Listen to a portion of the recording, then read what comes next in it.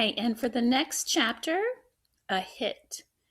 Stella's foot hurts too much for her to do any hard tricks for the 2 o'clock show. Instead, Mac pulls her, limping into the ring where she tracks a circle in the sawdust. Ruby clings to her like a shadow. Ruby's eyes go wide when Snickers jumps on Stella's back, then leaps onto her head.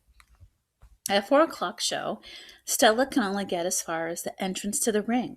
Ruby refuses to leave her side. At the 7 o'clock show, Stella stays in her domain.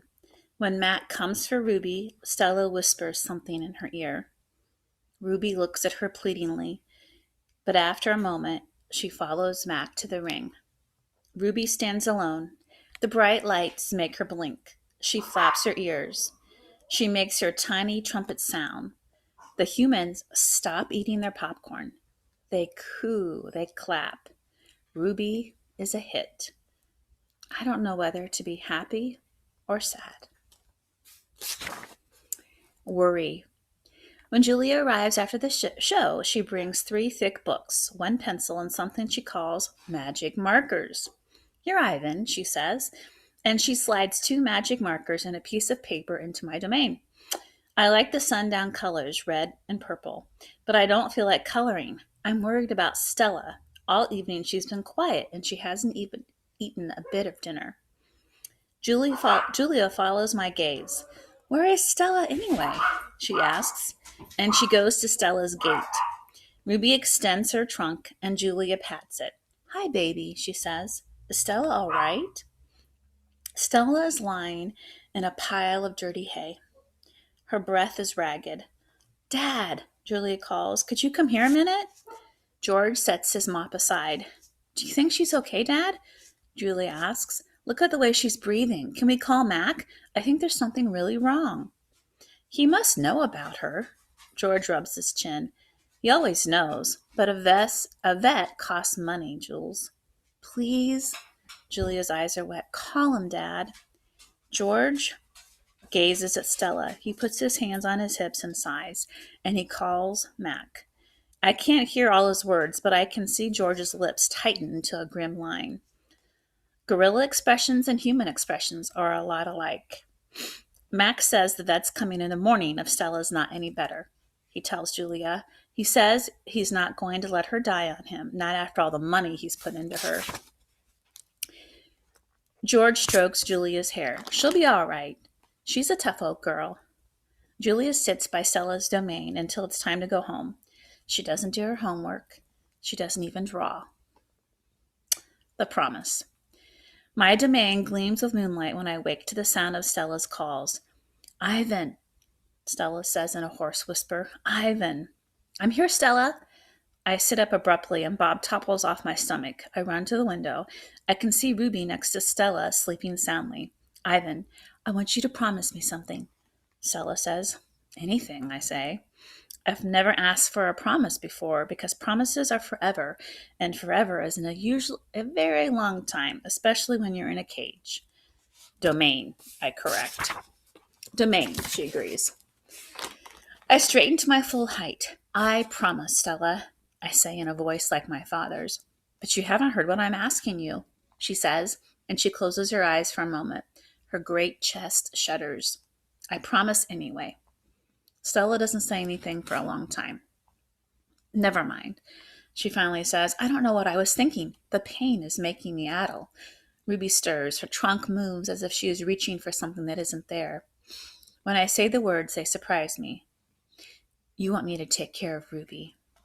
Stella nods, a small gesture that makes her wince.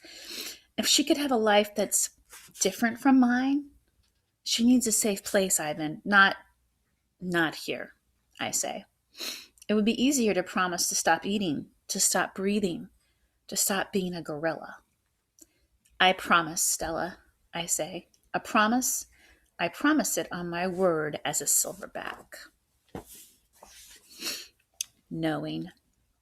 Before Mac, before Bob, even before Ruby, I know that Stella is gone. I know it is the way you know that summer is over and winter is on its way. I just know. Stella once teased me that elephants are superior because they feel more joy in more grief than apes. Your gorilla hearts are made of ice, Ivan, she said, her eyes glittering. Ours are made of fire. Right now, I would give all the yogurt raisins in all the world for a heart made of ice. 5 men. Bob heard from a rat, a reliable source, that they tossed Stella's body into a garbage truck. It took 5 men and a forklift. Comfort.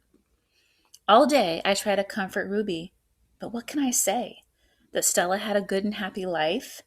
That she lived as she was meant to live? That she died with those who loved her most nearby? At least that last part is true. Crying. Julia cries all evening while her father sweeps and mops and dusts and cleans the toilets. When George sees Mac, he runs to him, and I can only hear a few of his words. Vet. Should have.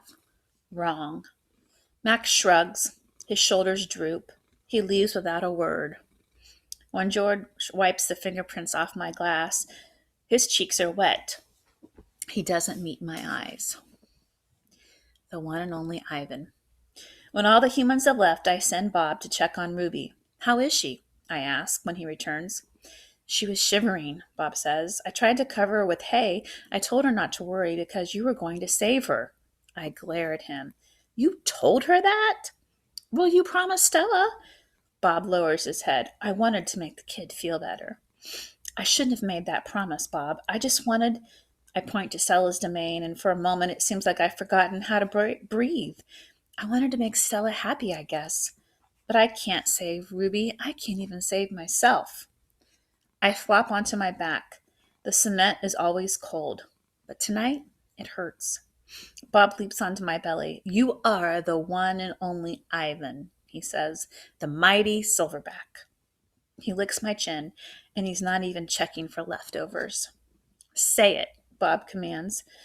I look away. Say it, Ivan. I don't answer, so Bob licks my nose until I can't stand it any longer.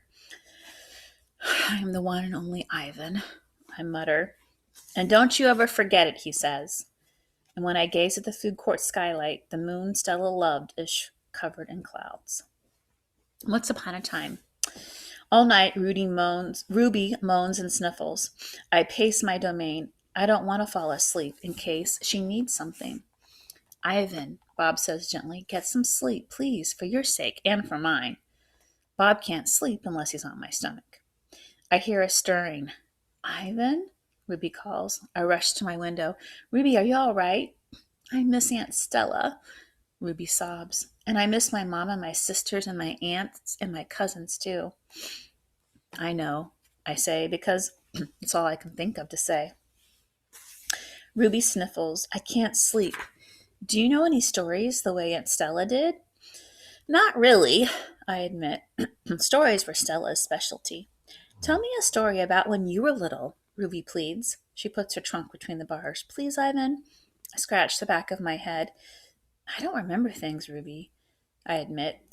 It's true, Bob says, trying to be helpful. Ivan has a terrible memory. He's the opposite of an elephant. Ruby lets out a long breath. Oh, well, that's okay. Night, Ivan and Bob. I listen to Ruby's soft sobs for a long, horrible minute. Then I hear myself saying, once upon a time, there was a gorilla named Ivan. And slowly and deliberately, I try to remember. The grunt. I was born in a place humans call Central Africa, in a dense rainforest so beautiful no crayons could ever do it justice. Gorillas don't know their neighbors right away. Gorillas don't know their newborns right away, the way humans do. We get to know our babies first. We wait to see hints of what might be yet to be. When they saw how much she loved to chase me around the forest, my parents decided on my twin sister's name, Tag. Oh, how I loved to play tag with my sister. She was nimble, but when I got too close, she would leap onto my unsuspecting father. Then I would join her, and we would bounce on that belly until he gave us the grunt, the rooting pig sound that meant enough. The game never got old, although my father might have disagreed. Mud. It didn't take long for my parents to find my name. All day long, every day, I made pictures. I drew on rocks and bark and my poor mother's back. I used the sap from leaves, I used the juice from fruit, but mostly I used mud. And that is what they called me, Mud. To a human, mud might not sound like much, but to me, it was everything. For chapter. My family, which humans call a troop, was just like any old other gorilla family. There were 10 of us: my father, the silverback, my mother, and 3 other adult females, a juvenile male called a blackback, and 2 other young gorillas. Tag and I were the babies of the group. We squabbled now and then, as families will do, but my father knew how to keep us in line with a simple scowl, and for the most part, we were happy to do what we were meant to do, to feed and forage and nap and play. My father was a master at leading us to the ripest fruit for our morning feast and the finest branches for our night nests. He was everything a silverback is meant to be: a teacher, a guide, a protector. And nobody could chest beat like my father. Perfect life.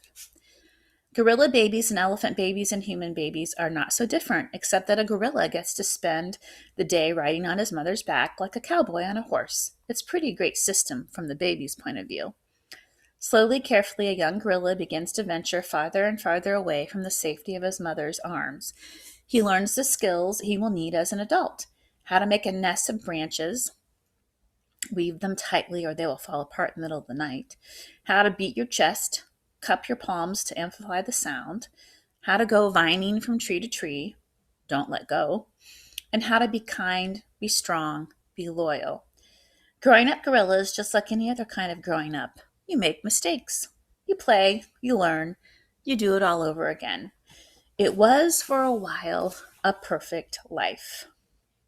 The end. One day, a still day when the hot air hummed, the humans came. After they captured my sister and me, they put us in a cramped, dark crate that smelled of urine and fear. Somehow, I knew that in order to live, I had to let my old life die. But my sister could not let go of her home. It held her like a vine, stretching across the miles, comforting and strangling. We were still in our crate when she looked at me without seeing, and I knew that the vine had finally snapped. The temporary human. It was Mac who pried open the crate, Mac who bought me, and Mac who raised me like a human baby. I wore diapers. I drank from a bottle. I slept in a human bed, sat at human chairs, and listened while humans' words swarmed around me like angry bees. Mac had a wife back then. Helen was quick to laugh, but quick to anger too, especially when I broke something, which was often.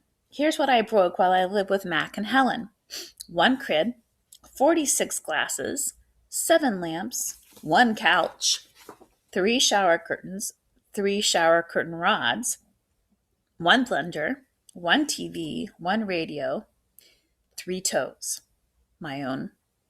I broke the blender when I squeezed 2 tubes of toothpaste and a bottle of glue into it. I broke my toes attempting to swing from a lamp fixture on the ceiling. I broke 46 glasses. Well, it turns out there are many ways to break a glass. Every weekend, Mac and Helen took me in their convertible to a fast food restaurant where they ordered me French fries and strawberry shake. Mac loved to see the expression on the cashier's face when he drove up and said, "Could I have some extra ketchup for my kid?"